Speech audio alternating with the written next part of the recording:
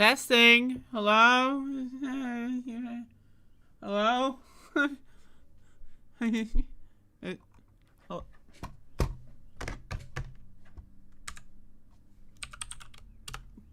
Testing.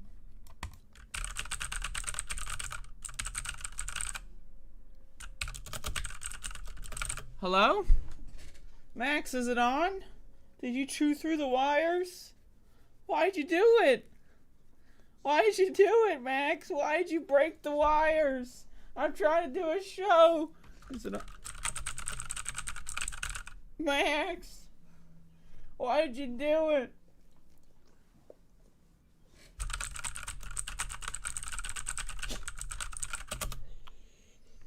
Testing.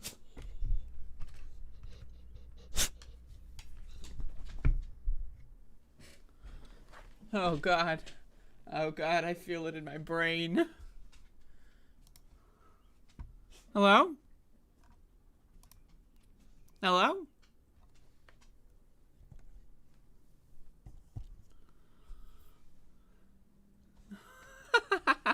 Hello? Is this...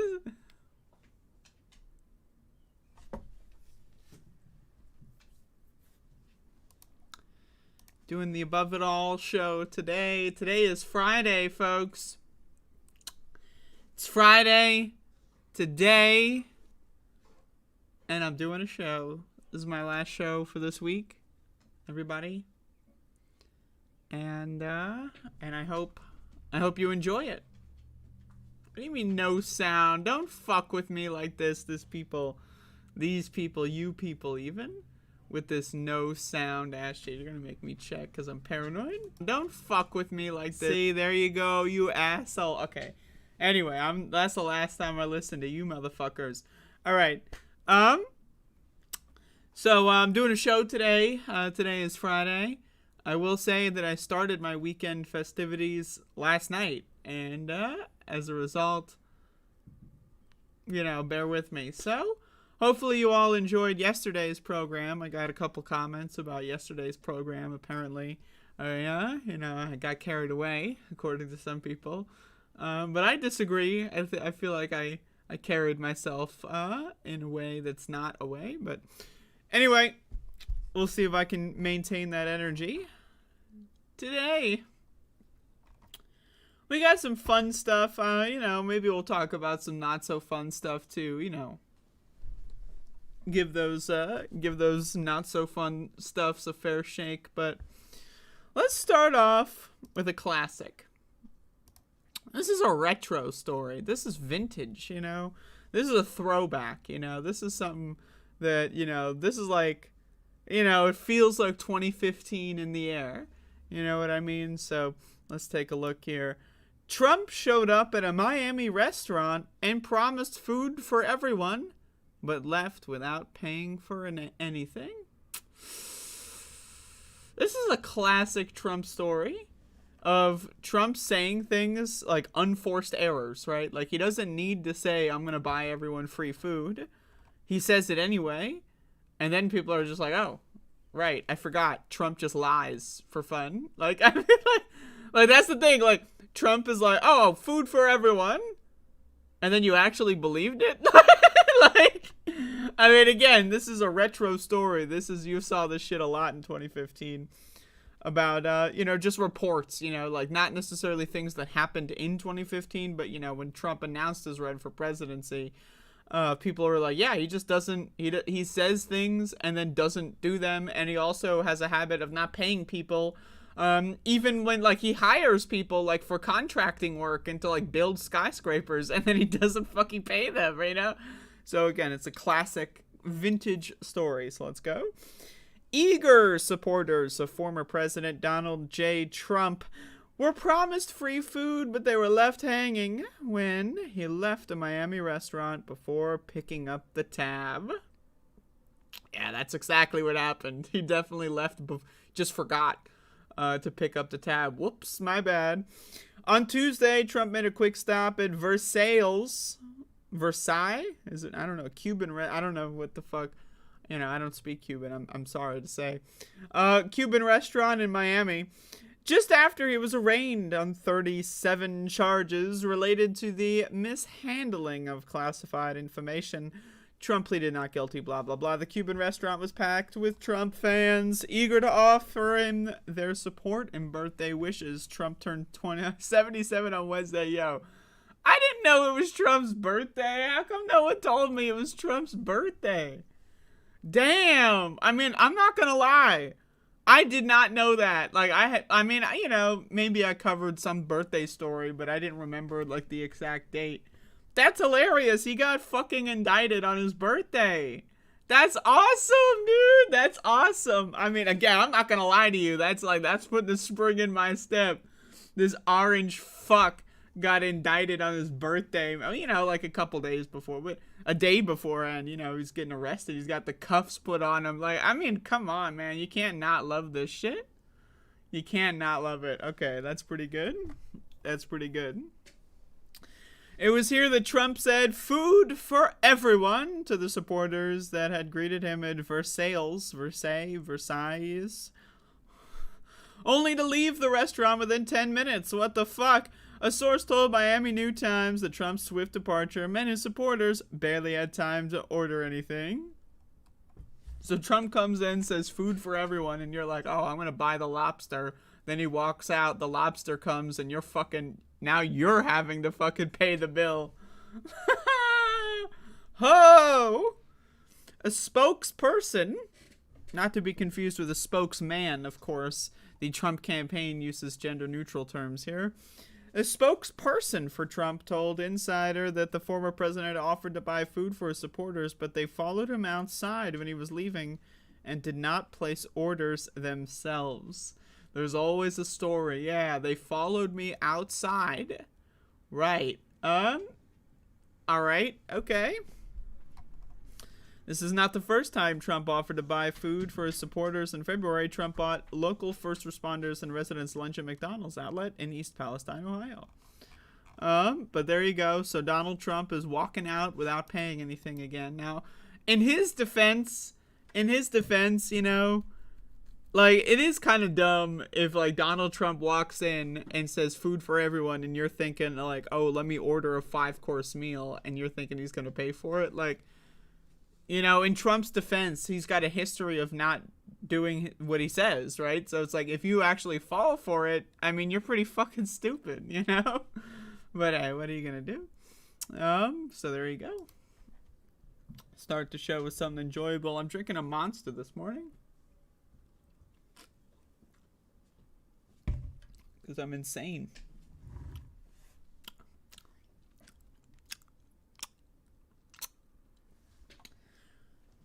Max! You're famous! You're on TV! Look at him. Max, you're on TV. Do something. Max, do something. You're on TV. Oh, wait, he's back. Max, you're on TV. Alright. Anyway.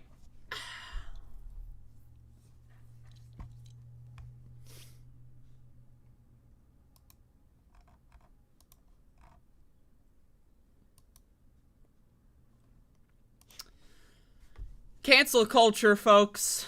You know, I'm not someone to typically talk about such a quite honestly, a heinous thing going on. I'm afraid to get canceled myself, but, you know, I had to stand up after watching the news, you know, yesterday, this morning, whatever it was. I had to stand up for once. I had to make a segment against cancel culture. How about this, folks? And you may not have heard this before. I'm pretty smart, so I come up with my own things. But I think it's time to cancel culture. I know, you heard it here first. So, with all that being said, Fox News canceled one of their producers. Fox News cancels producer responsible for, quote, wannabe dictator Chiron. So you might be wondering, what the fuck is going on here? And then also, secondarily, who the fuck cares? And my answer to both of those questions is, I don't know. So, let's go. The Fox News producer who authored the network's Chiron Tuesday night, labeling President Joe Biden a wannabe dictator, has parted ways with the company. He parted ways. Like, he put in his 2 weeks notice, right? 13 days ago, and this was his last day at work, and he was like, I'm going to call Biden a wannabe dictator right before we part ways. Like, yeah, they parted ways, like, it's like, come on now, okay.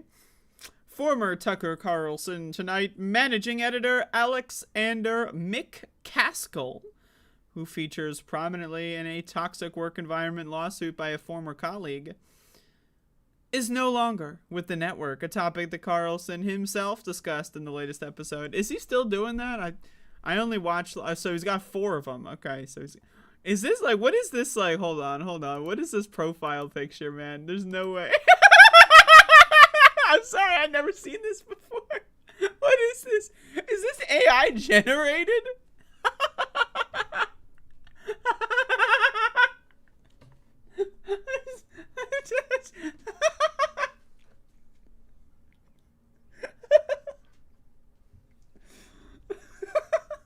I'm sorry.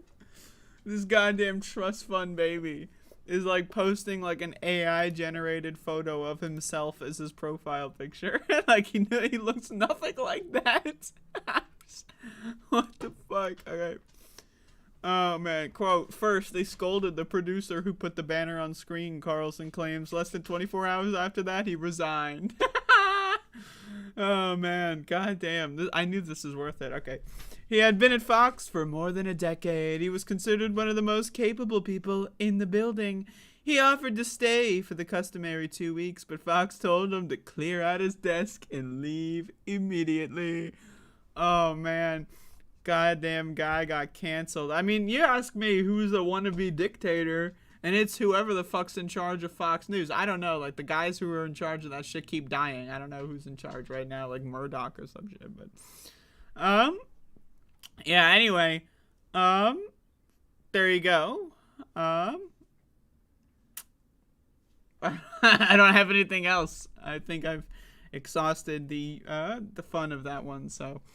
Gonna leave on a high note with that one, but yeah, there you go. I don't even know what the headline is. I mean, that Tucker Carlson fucking profile picture, that certainly caught me off guard. But is Biden a dictator? No, probably not. I wish he was. I mean, that would be a lot more interesting if he was. And should they have fired this guy? I mean, they should have fired him, for being a fucking neo-Nazi piece of shit. But hey, they fire him for a Chiron. What do take the win, but. Oh, Jesus.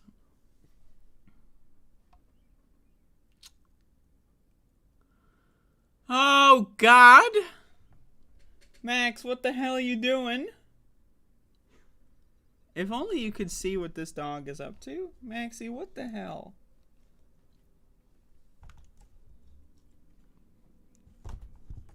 He's always hiding under the desk. He loves putting his head outside of the proportions of the visible space. All right.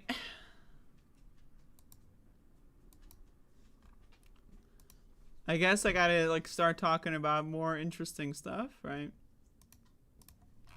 All right, let's wake ourselves up a little bit, Monster energy drink or religion segment. Okay, I don't know. What's gonna be more effective? Let's find out.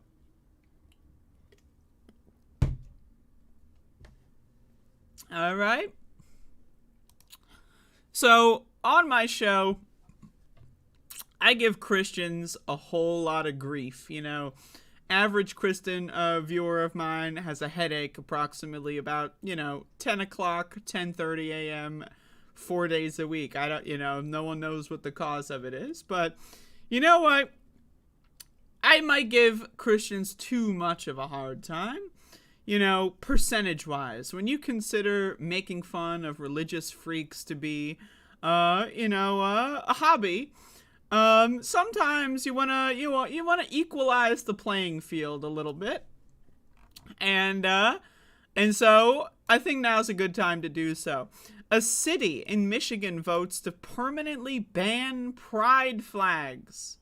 from display on public property during Pride Month. Now again, this is not a Christian story, so as communities across the United States celebrate June as Pride Month, a city near Detroit, Michigan has voted to permanently ban the display of pride flags on public property. Hamtramck City Council members voted unanimously Tuesday to approve the controversial resolution which restricts the cities from flying blah blah blah. Residents and businesses will not be restricted from whatever.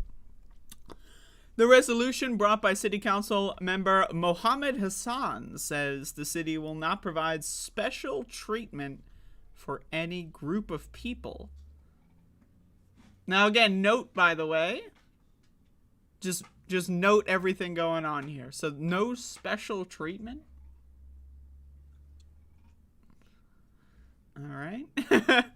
City Council members shared that flying a pride flag could potentially lead to other radical or racist groups asking for their flags to be flown. Could it really? Could it really? I mean, if you live in I'm a fucking lunatic land, maybe it could have.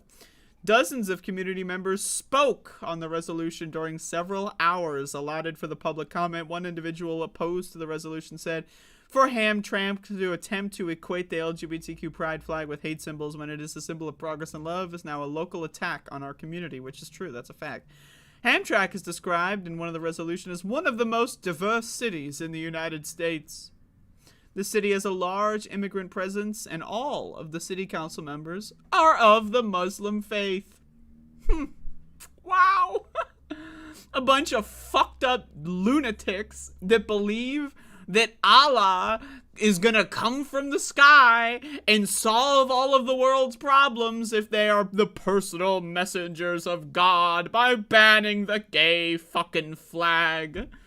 Like, so again, I just want to say this. It is, to me, it is honestly hilarious that an all-Muslim city council is going to talk about how we don't want to give people special treatment. I mean, like, I'm just saying, I don't necessarily mind. If you're an all-Muslim immigrant city council, give the immigrants special treatment for Christ's sake. I mean, they deserve it in some instance, right? But I mean, just like, the fucking audacity for people in a minority group to judge another minority group. And how does that happen? Because religion fucks your brain up, okay? I need you to understand this. Religion fucks your brain up. If you are an adult and you still believe in the fucking Santa Claus and Easter Bunny, Tooth Fairy, and God myths, you're fucking dumb. You're a dumbass. You should not be allowed to be in any position of power. If I had a magic wand and I were able to cast it on society, I would ban religious people from being politicians. I would ban all religious people from being teachers, from being police, having any sort of position of authority, because if you can't solve the fucking Santa Claus equation at the ripe young age of fucking 56, I mean, Jesus fucking Christ, man. I'm sorry. And again, you know, I talk a lot about Christianity on my show because I live in a Christian theocracy, but if you're living in this fucking shithole in Michigan, you're living in a Muslim theocracy. Why? Well, why the fuck not, right? Why the fuck not? And then also, you're seeing this other thing. You're seeing Christians, you know, the guys who were trying to murder every single Muslim that they found in public 20 years ago after 9/11. Yeah, those same Christians now are trying to link in arms with the Taliban in Afghanistan. You ever see this? We saw a lot of Christian theocrats in the U.S. do interviews with Taliban members in Afghanistan. You're seeing this in California as well. California, there was recently a protest where, where they had like Muslim, students or whatever, like burning pride flags. We're talking about like a 9-year-old kid, like surrounded by like Muslim parents cheering or whatever as he's like burning a pride flag. Like that's indoctrinating. That's fucking grooming, you know? So we're seeing this shit all across the country where Muslims now are, 20 years ago, they were on the chopping block. But now, I guess all of a sudden, the Muslims, they found a way to fucking integrate with the Christians. And what is the fucking mechanism? mechanism behind that solidarity? Hatred of minority groups, baby, because that's all that religion does, is it brings people together to hate others. Religion doesn't actually bring people together for any actual net good. All it does is bring people together either to scam them, take their money in some money laundering scheme and then not pay taxes, 2, to lie to them and waste their fucking time and brainwash them into believing stupid fucking garbage so that you can control them more easily, or 3, convince them to hate other groups of people for your own political agenda. That's all religion does. And you know, while I'm singling out Islam and Christianity, let's also, you know, just take a moment to get for the triple threat here, because I'm sick of Judaism too. Again, I mean, just one example, Israel. I mean, enough said, right? Okay. I mean, have you seen what's going on in Israel? Like, I mean, come the fuck on. Not to mention we have our Christian theocrats that they actually support Zionistic policies in Israel. They fund pro-Israel politicians in the United States. We have AIPAC, right? Which is a corrupt fucking pro-Israel lobby, pro-genocide lobby that just funds a bunch of Christian theocrats. Because why do Christians support the Zionists? Because Christians think if the Zionists have their way sooner, that it's going to start the rapture, and the Christians know that the Zionists are going to get killed in the rapture or some shit, so they support the Zionists because the Zionists are going to bring about the rapture, and then they're all going to die, but the Christians are going to live. I don't know, what the fuck? These people are fucking insane. Meanwhile, in Israel, you got a literal Holocaust going on because Jewish people are killing Muslims for some fucking reason. They're fighting over a rock, for Christ's fucking sake. You know, so again, religion, I mean, I'm sorry, man. If you're religious in the year 2023, you're a dumb motherfucker. You're just stupid. I mean, look outside. Look around you, right? We have poison in the water. We have poison in the food. We have poison in the minds of our fellow people. We have viruses going in the air. There's a plague, right? There's fucking war going on all over the fucking world. There's a nuclear threat going on, and you think God has a plan? God, if he did have a plan, which by the way, he didn't, because there is no fucking God, you stupid fuck. But if he did have a plan, I got news for you. It's a bad fucking plan. It's a really bad plan. So how about, instead of listening to this dumb fuck's plan or whatever the fuck, how about we do something about our own situation right now? And this is why fundamentally I cannot take religious people seriously as allies. I don't take religious people seriously as allies. Why? Because if you believe that God is going to send you to the afterlife for doing good deeds, then you're not actually going to fight for anything. This is why you see a lot of liberal Christians and even leftist Christians. You see a lot of these, like, you know, so-called socialist Christians, so-called progressive Christians, right? And then also liberal Christians. They do just enough to feel good because they want to, you know, you ever see The Good Place? They want to score some points so they can go to fucking heaven. They don't actually care about making any change. That's why when religious people ever go to a protest, you know what they do? They tell everyone to calm down, right? Don't be violent. Don't be loud. Let's orderly protest. You ever go to a protest with religious people? All they do is calm everyone down and do a fucking waste of time protest, because for religious people, protesting is all symbolic. They don't give a fuck about the outcome. They don't give a shit about the outcome. All they fucking care about is scoring their God points. Look at me, Jesus. I did a protest and no one got hurt. Wow. But also nothing fucking happened at your protest, all right? So again, all of these people, all they do, everything that they do is just so that they can feel better. Again, I don't accept that you can be a good Christian, a good Muslim, or a good Jewish person if you believe in God. If you want to follow the traditions, if you want to have like fucking dinner with your family on this day on the calendar, on the solstice, whatever, that's fine. You can fucking, holidays are cool, man. Like, you know, I do holidays, you know, I have fun with certain holidays. You know, I've celebrated Christmas before, I don't anymore. And you don't have to believe in some sky daddy to like make a certain kind of fucking, you know, bread and fucking share it with your family, right? You know what I mean? Like, this idea that you can't have the traditions without the God thing. I mean, Jesus fucking Christ, give me a goddamn break. But anyway, man, so here's an example of Muslim theocracy going on in the state of Michigan, where they are using their, look at us, we believe in God and Allah just so happens to tell us, fuck the gays, am I right, people? And, you know, the Christian theocrats are all in favor with this fucking shit. It's a bunch of fucking hogwash garbage. But again, what are you going to expect when you have religious lunatics running the goddamn place. And I say this, Christians, I say this, Muslims. When you have a bunch of religious fucking lunatics running your goddamn government, shit's gonna get fucked real fast. So there you go. So, you know, gotta even out the scales a little bit on this one.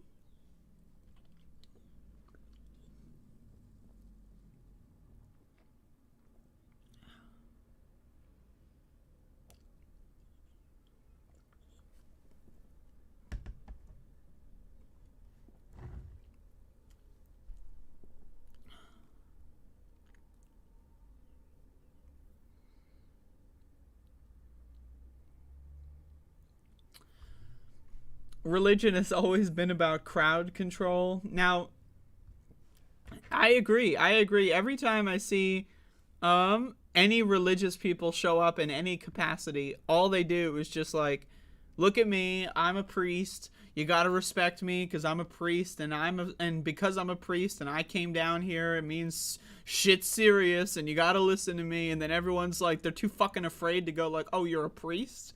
What the fuck? Why should I care? People are afraid to go, "Oh, you're a priest." Well, I work at the deli. Who fucking gives a shit? You know what I mean? Every time religious people come out, right, all they do is pacify people. They make them complacent. They make them content, you know? And it fucking sucks. Anyway, let's talk about something interesting. You know, as opposed to the other stuff that I talk about, which is not interesting. Oh, I got a super chat. Holy shit. Would love to see a segment called Mornings with Max. Max, you're fucking famous. Max, where the fuck are you? Maxie. Max, you're famous. They want to see you in the morning. Can you believe this shit, Max? They want to see you in the morning of all times. Look, it's Max the dog. In the morning. Is it still the morning? I don't know. Ha-ha! Max, you're fucking famous.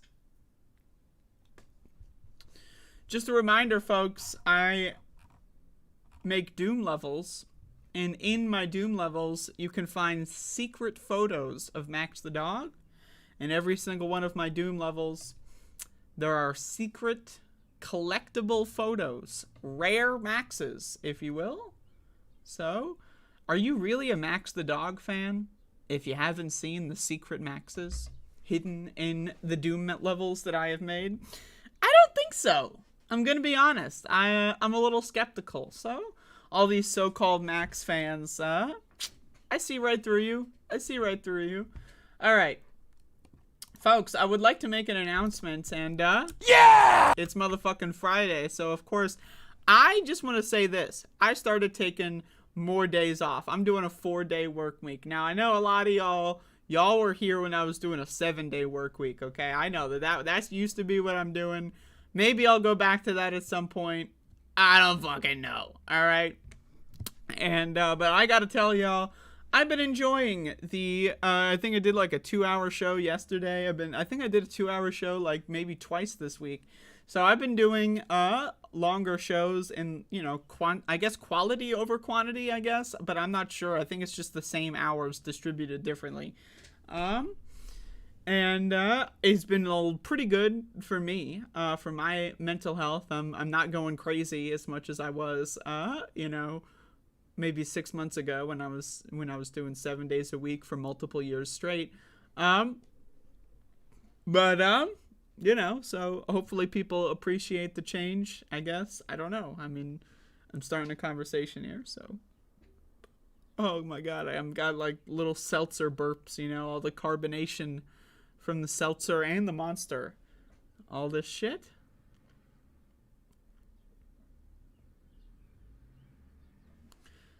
But anyway, be sure, once again, folks, to play my hot new level set for Chex Quest. Everybody, Chex Quest, the Penultimate Breakfast, is available episode 1, 2, and 3. And once again, secret Maxes are aplenty. So if you consider yourself a Max fan, you should be playing this. So it's also free. Doom is not free, but this runs on Chex Quest, which is abandonware, so it's free. All the information you need to play it should be in the thread, where to download the game, and all that kind of stuff. So it is free, as opposed to my other level sets, which technically require Doom, which is also free if you send me a message on Discord, but, you know. Anyway. Let's talk about mushrooms. Does anyone like mushrooms? Anybody? Anybody? Does anyone? Huh? Ooh. All right, so we have some news coming out of, the United States. Decriminalizing psychedelic mushrooms passes Rhode Island House. Holy Macintosh, Rhode Island. I didn't see that one coming. The Rhode Island House of Representatives passed a bill Monday to decriminalize psilocybin, the hallucinogen found in psychedelic mushrooms. The bill was introduced by State Rep. Brandon Potter, D. Cranston, and State Sen. Meghan Kalman, D. Pawtucket Providence, who said they supported decriminalizing psychedelic mushrooms because it will help veterans and other people suffering from mental health disorders. Yeah, I'm going to tell you this much, I don't give a shit about the veterans, okay? I mean, shout-outs to the Vietnam vets, those that got enslaved, and forced to do horrible things at gunpoint by the government. Shout-outs to those people. Other veterans, don't really... If you signed up to go to war, gotta be honest, don't really give a shit about you. But hey, I also recognize that, I'm down to pull at people's heartstrings. I'm down, oh yeah, the mushrooms, they'll help the veterans. Yeah, whatever, fuck them. I mean, I don't give a shit, but whatever gets this bill signed. I don't live in Rhode Island. But if you do live in Rhode Island, you're about to have a good time. So, let's keep going. If approved, the bill would also, contingent on FDA agreement, allow psilocybin to be used as a treatment for chronic mental health disorders.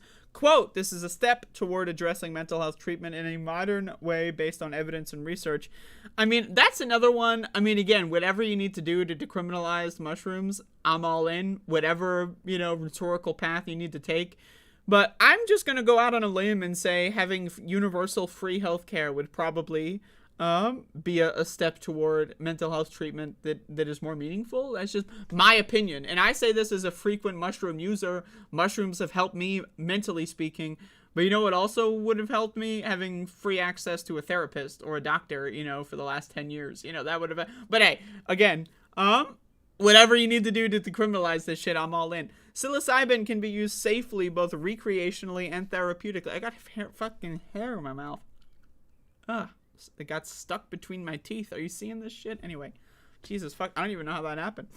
Psilocybin can be used safely, both recreationally and therapeutically. And for our veterans and neighbors who are struggling with chronic PTSD, depression, and addiction, it can be a valuable treatment tool. Adults in our state deserve the freedom to decide for themselves and have access to every treatment possible, rather than have our state criminalize a natural, non-addictive, effective remedy.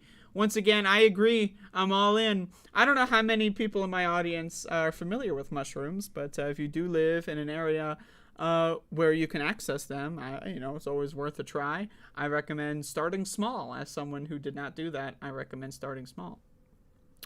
Psychedelic mushrooms have been illegal in the United States since the 1970s. As President Richard Nixon's war on drugs picked up steam, psilocybin became a Schedule I drug, preventing researchers from exploring its therapeutic value. Once again, the war on drugs was because Richard Nixon hated black people and hippies. That's why he started the war on drugs. That is an official White House document that says that. That's not my words. That's the words of the Nixon administration. So, in 2020, voters in Oregon approved the therapeutic use and decriminalization of psilocybin by referendum. Colorado voters followed suit in 2022. Several other states, including New York, New Jersey, and Vermont, are considering similar bills. There are also several cities in the United States, in states like Michigan, California, and Massachusetts, even, where mushrooms are decriminalized at the city and county-wide level. So, but there you go. That's good news. So if you live in Rhode Island and you want to give your senator, your local House rep, and state senator a call, do that. Tell them I sent you, and tell them to fucking vote for that shit, man. Because that's, again, I don't live in Rhode Island, but it affects everyone in the country because, you know, again, Oregon does it, Colorado does it, then, hey, Rhode Island does it, you know, just every time a state joins the party, it makes it way less of an ordeal for the next state to join the party, right? So, like, Rhode Island has an easier time joining the party because Colorado already turned the water on, and Oregon left the water on, and now it's warm, and now Rhode Island's jumping right in. I don't know what the fuck this is, but anyway, there you go. That's some good news, I guess? Question mark? I'm not sure, but boom.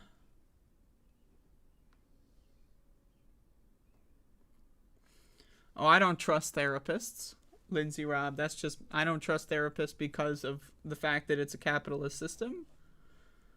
So, like, if we lived in a free healthcare environment, I could definitely imagine trusting a therapist. But in a capitalist world, I cannot trust a therapist. It's impossible.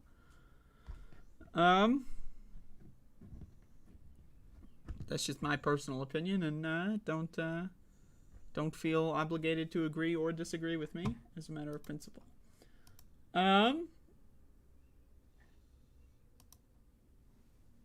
Doing a show today. I don't know if anyone knew that. It's Friday.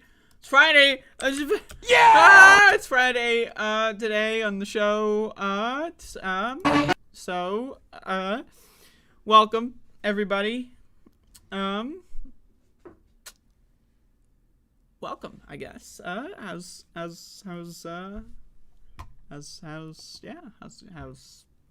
life? I don't know. How you doing?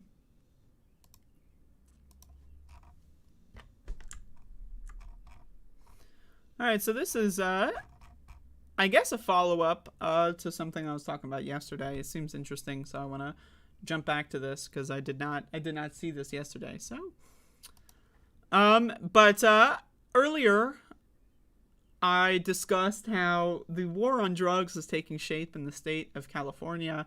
There was this bizarre headline in local San Francisco news about, like, you know, there's enough fentanyl seized to kill everyone or some shit like that. Like, what the fuck are you talking about? Like, anyway, I don't live there, right? So when I see these kind of local news stories that hype up the drug war, you see this a lot in right-wing cities. And San Francisco's a right-wing city. They have a right-wing mayor. They did a right-wing recall on their fucking attorney general. I think that was a statewide attorney general though, but, like, you know, they led a bunch of right-wing recall efforts there too.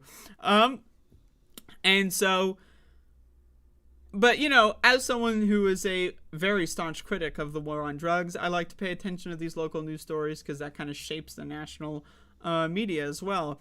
But this is another wrinkle that I did not see.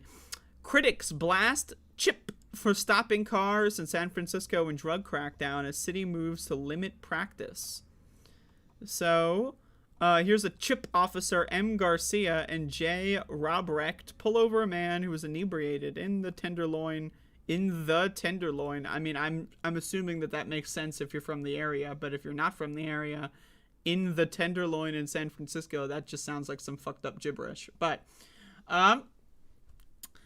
anyway, so one of the problems with the war on drugs is, besides just having worse health outcomes, right, it gives a bunch of money to gangsters and crooks, you know, and I'm not just talking about police when I say that. I'm talking about also street gangsters, street crooks that sell the damn shit.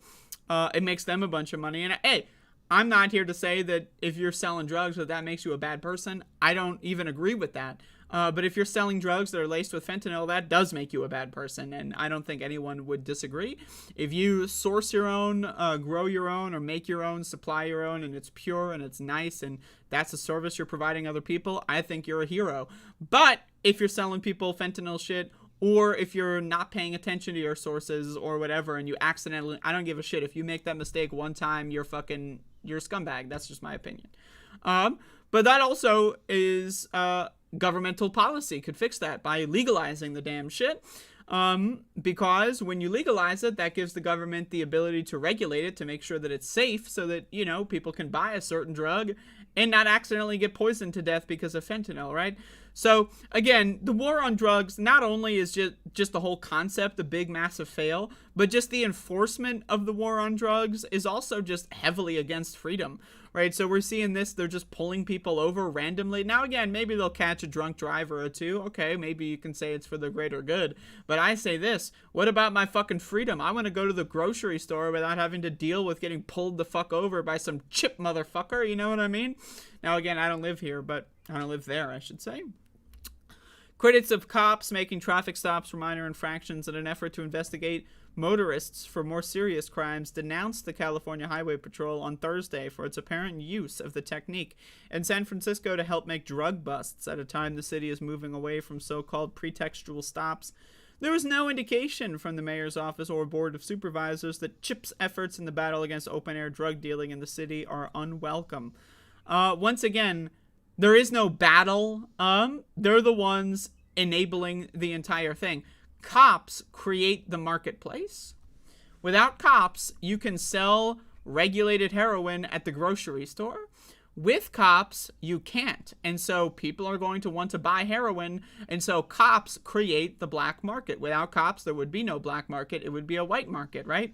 You know, unfortunate that, you know, those terms exist in the, you know, but whatever.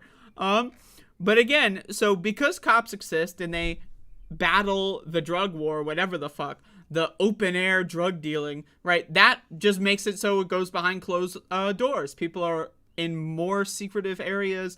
Again, it raises the risk profile if you're getting involved in the illegal drug trade of any kind, you know, for any reason. You know, the more cops, the higher risk profile, the higher propensity for risk of the average person, the average player in that game, if you will. And the higher propensity for risk means that, you know, the more likely it is that violence is going to occur and therefore create violence where there would be none. Do you see violence in the streets of people, like, you know, trying to buy and sell and steal alcohol like it's the fucking, you know, mafia in the fucking 1926, you know? Do you see this fucking shit happening with alcohol? Do you see this shit with weed now? I mean, in some places in California, weed is actually... you know, the regulations on weed are actually so bad that the black market is still very prominent. But again, you're seeing a lot of instances, it's all made up. It's a bunch of fairy tale garbage that they create just so that they can have an excuse to justify their budgets. If they just stopped enforcing the laws, the black market would go the fuck away. It's really that simple. And not only are they enforcing the laws on people that are involved in the drug trade, which in my opinion is immoral, but they're enforcing quote unquote laws on random people. They're just stopping people just randomly to search for drugs. I mean, I don't know about you, but I support freedom in this country. And so the idea that cops can just like randomly pull people over to search for drugs, to me, is just a whole bunch of fucking hoopla, in my opinion. The coalition released a statement this week denouncing law enforcement approaches, blah, blah, blah. The San Francisco Police Commission voted in January to limit local officers in making pretextual stops. Again, whenever they vote to limit themselves or investigate themselves, that's just a press conference. They're not actually doing anything. Oh, we're going to limit this. No, they're just writing that in a press conference. Maybe someone will stand in front of a podium and say something, but that's it. That's where it ends, you know? They're not going to investigate themselves. I can assure you that, okay? I'm telling you that as a fact. But anyway, you can read more of this. But the point here is that the war on drugs hurts everybody. It doesn't just hurt drug users. It hurts people that aren't involved. It hurts people, again, that aren't even drug users because their family could get, someone who's a drug user and their family could get poisoned because of the United States' insistence on making drugs illegal, right? So, my opinion, everyone that dies of fentanyl poisoning the blood is on the hands of Richard Nixon and every U.S. president who's maintained and continued the war on drugs. It's all your fault, really. I mean, you created the scenario that gave birth to these cartels. You created the scenario that gave birth to unregulated poisonous substances. So the blood's on their hands, and they're continuing to get bloody. They're continuing to violate people's freedoms that aren't even related to the drug trade, just because, you know, why not? You know, we're cops, and we can just violate people's freedom and individual personal space because we're cops, and that's just our right. So let's just go ahead and do it. And you don't think they're going to do this in a racist way? You don't think they're going to profile people, you know, based on like, oh, you know, this cop got into an altercation with someone 7 years ago, so they're going to hunt them down and fucking stop them under a pretext of, oh, we're looking for this or whatever. You don't think they're going to abuse this shit on their personal vendettas and enemies? Come on now. That's what all cops do. All they do is abuse their power to like fuck over people in their family or fucking former friends or some guy that they got into a bar fight with 29 years ago. That's all these motherfuckers do, okay? So fuck them, and fuck you if you support the cops or the war on drugs, I guess. There you go.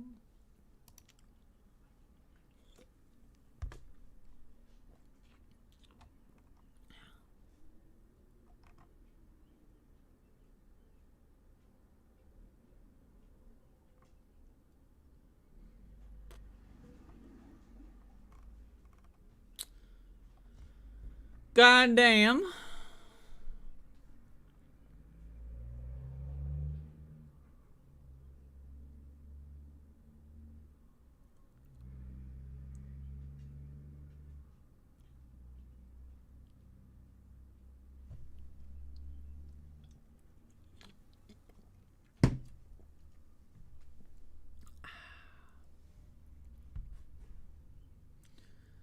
So,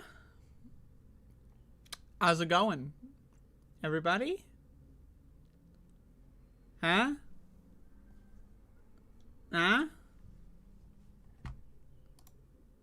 Is anyone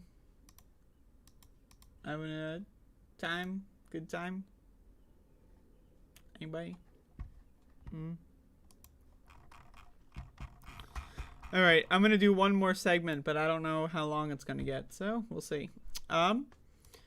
There's been this story that's been circulating around. I didn't cover it originally because I think it happened when I was on vacation.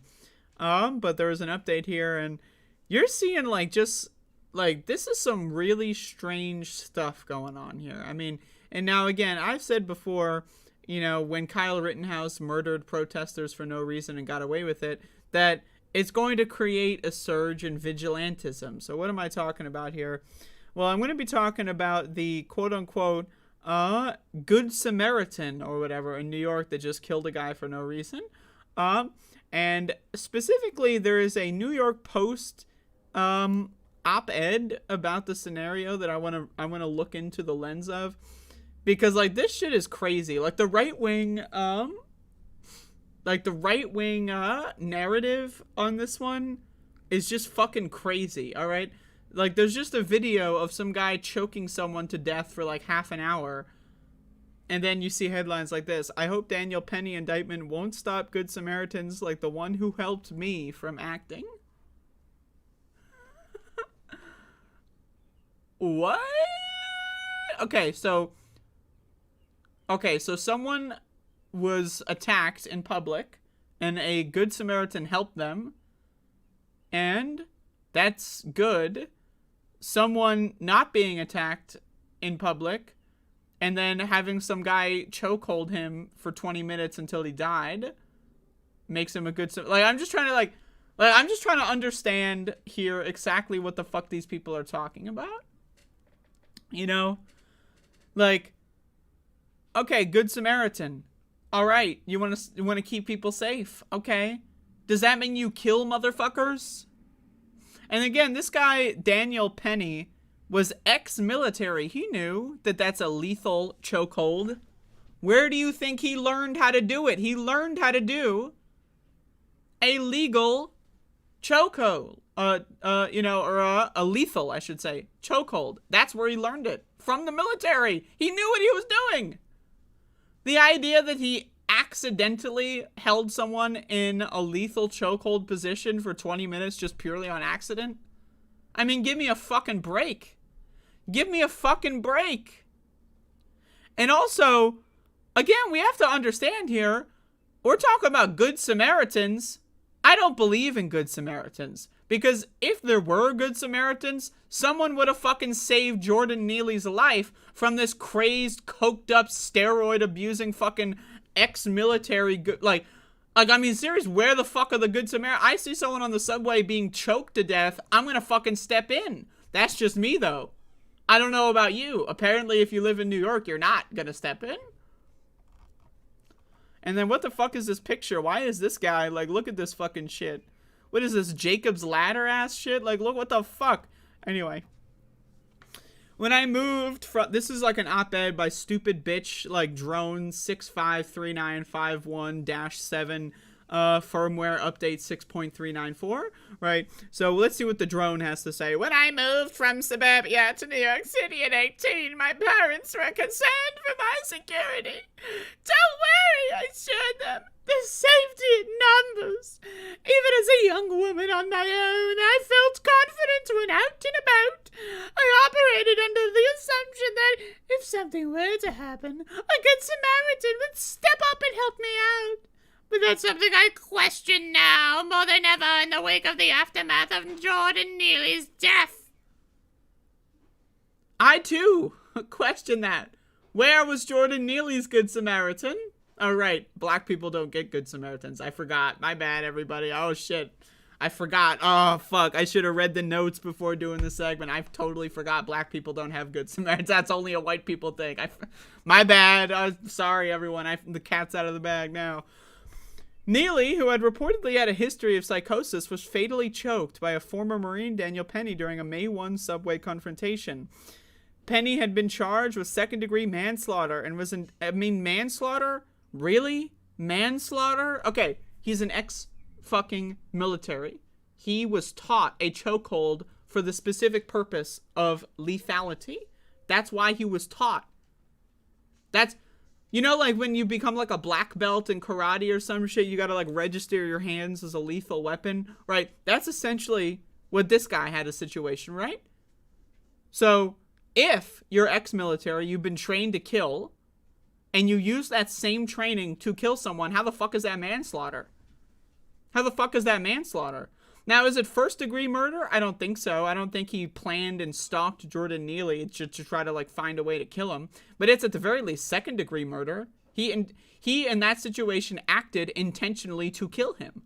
And there's no other way around it. How the fuck are you ex-military and you're putting someone in a lethal chokehold for 20 minutes on accident? I'm sorry, man. What? What? Like, is this a joke? You know? Like... In a video statement released this week, Penny alleged that Neely had threatened to kill passengers and proclaimed that he was willing to go to prison or die. All right? And? Okay, now first of all, like, of course, right, the defendant in this instance is going to say something like that. But also, and? Is that a death sentence? Is going onto the subway, I want to kill someone, is that a death sentence? Can you point to me in the law, the U.S. code, where it says going on the subway and saying I'm going to kill someone is a death sentence? Now, I'm not agreeing with it. It's not the right thing to do. But it's certainly not a motherfucking death sentence last time I checked anyway. Maybe I guess it is now, apparently. I guess we're going to find out with this case. Quote, I was so scared for myself, but I looked around. I saw women and children. He was yelling in their faces. I knew I had to act. Oh my God, the women and children. Lord have motherfucking mercy. This Good Samaritan did it for the women and children. Like, what is this fucking, like, 1789? Like, what the fuck are you talking about? You're doing shit for the women and children. What the fuck? Are you on drugs? Like, did this guy take some hallucinogens or some shit? He's, like, seeing, like a fucking small village being burned by Agent Orange or some shit. Like, what is this guy talking about? Women and children. It's a motherfucking subway. And you killed the motherfucker for no reason. Okay, so step one, you see women and children. Step two, you kill a motherfucker? Like, what the fuck? Like, what? So when you see a woman and you just turn into, like, the Hulk and just start killing people because you saw a woman? Like... help me understand the thought process here.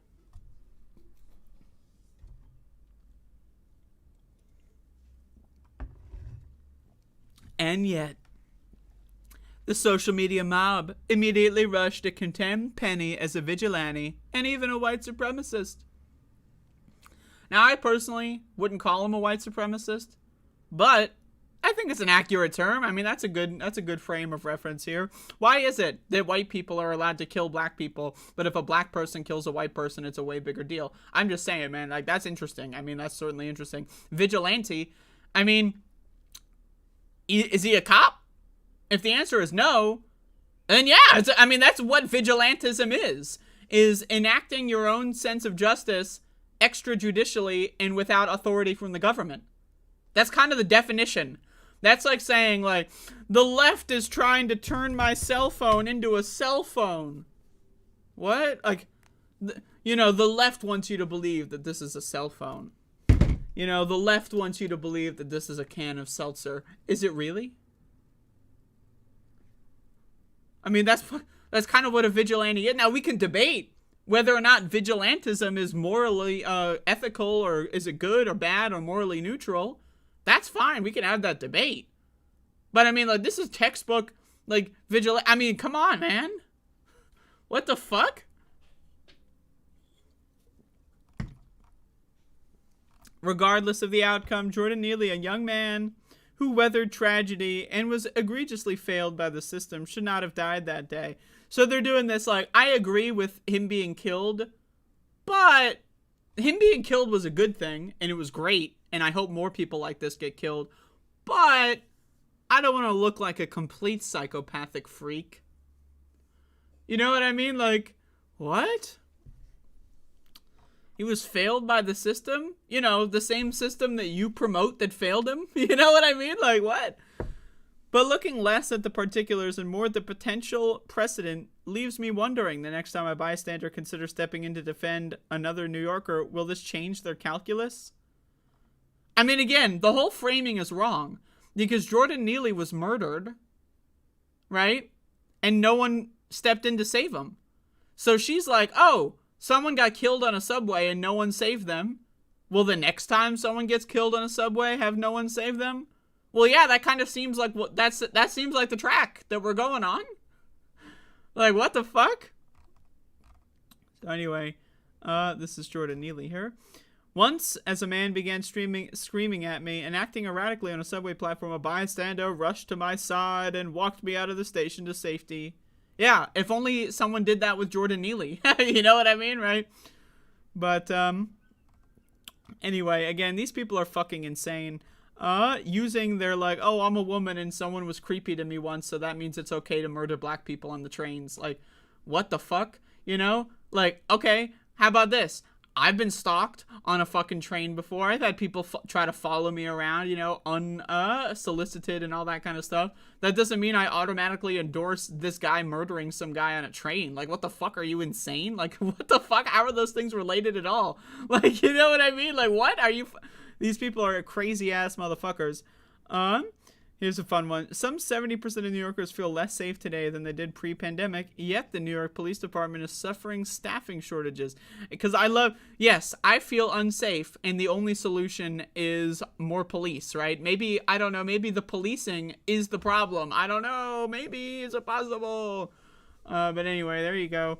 You're going to see right-wingers talk about this shit, and you have to understand, these guys are insane. They're just fucked up. Like, this is clear-cut. Like, again, I will say, I thought Kyle Rittenhouse was clear-cut, and it was clear-cut, but he got a right-wing judge. We'll see. I mean, this is New York. Getting a right-wing judge is a little bit more rare. But, I mean, man, these people just defend any amount, like, oh, black person's dead? All right, what's the talking point? What's the talking point? Oh, Good Samaritan? Whatever. I don't care. What's the talking point? How can we get more black people to die? Like, that's literally all these motherfuckers do. Like, that's it. They just surf the news. Oh, is a black person dead? Okay, yes. It's a flowchart. How can we justify it? All right. And then, boom, there you go. And if they can't justify it, what do? They don't talk about it. That's why, you know, they always act surprised when, like, there's, like, police brutality on a black person in the media. Oh, they're talking about this again. Yeah, because it's fucked up, right? So whenever a black person is killed or brutalized by cops and it's not justifiable, they just don't talk about it. They just ignore it.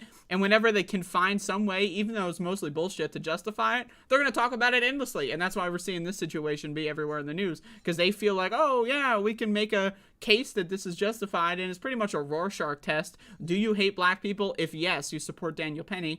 If you don't hate black people, then you probably don't support Daniel Penny. That's a pretty easy Rorschach test to me.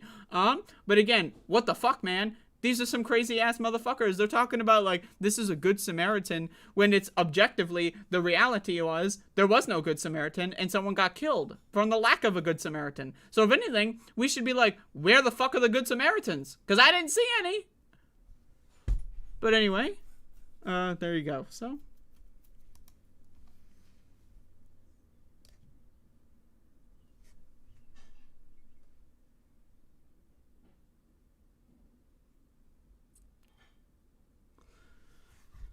God damn. That's the show for today. I'm hungry, so I'm gonna get the fuck out of here pretty soon. But thanks for showing up. Yes.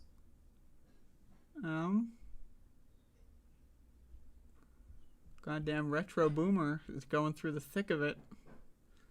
Goddamn.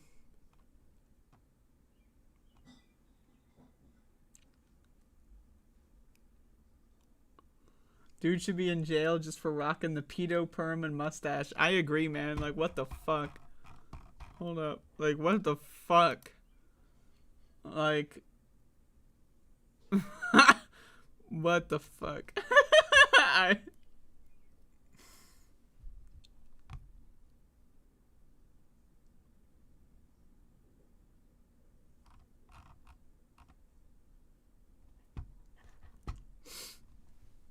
Hunger is a sign of weakness. Yeah, well, guess what?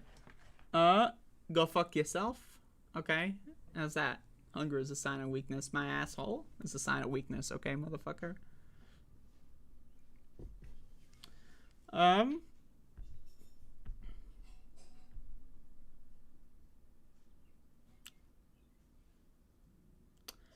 Anyway, that's pretty much my show for today. I mean, I got nothing else. I kind of blew the whole thing, you know, a little quickly, you know.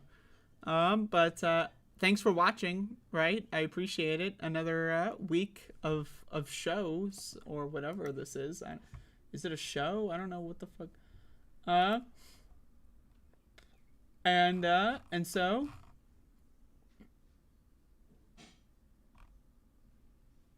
yeah. I have nothing else. Like, get the hell out of here. I don't know how to end this shit. The fuck?